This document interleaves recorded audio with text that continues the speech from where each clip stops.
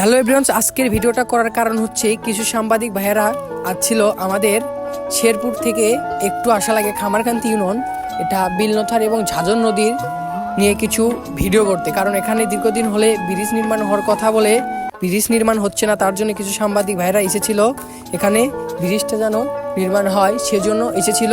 কিছু নদীর গঠনমূলক কিছু আকৃতি তুলে ধরার জন্য এবং ছাত্রছাত্রীর থেকে শুনতেছে যে কীরকম অসুবিধা, এগুলো নানান বিষয় নিয়ে শুনতেছে, লোকজন পারাপার হচ্ছে, এগুলো আলোচনা শুনতেছে। তাই আমি ভিডিওটা করলাম। তাদের চ্যানেলের নাম ছিল বৈশাখী টিভি।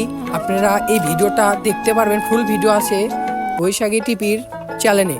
তাদের ভিডিও করা দেখে আমিও ভিডিও করছিলাম।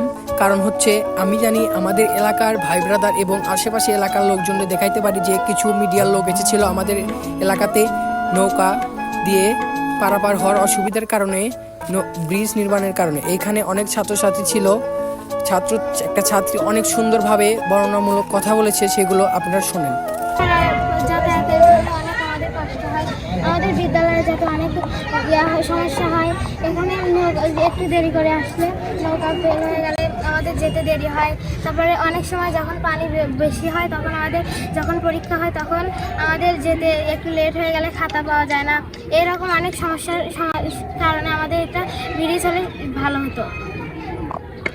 আমাদের এখান থেকে পারাপারের জন্য অনেক সময়ই আমাদের নৌকা এখানে দড়ি ছিঁড়ে যায়, নৌকা চলে যায়, ভেসে যায়, তখন আমাদের ক্লাস মিস হয়, নাম প্রেজেন্ট হয় না, অনেক সমস্যাই হয়, নৌকা ডুবে যায় এবং অনেক সমস্যাই এখানে হয়। এখানে ব্রিজ হলে একটু সুবিধা হতো। এই ফুল ভিডিওটা পাবেন বৈশাখী টিভি ফেসবুক পেজ এবং ইউটিউব চ্যানেলে। আমার ভিডিওটা সবাই শেয়ার করবেন। আল্লাহ হাফেজ।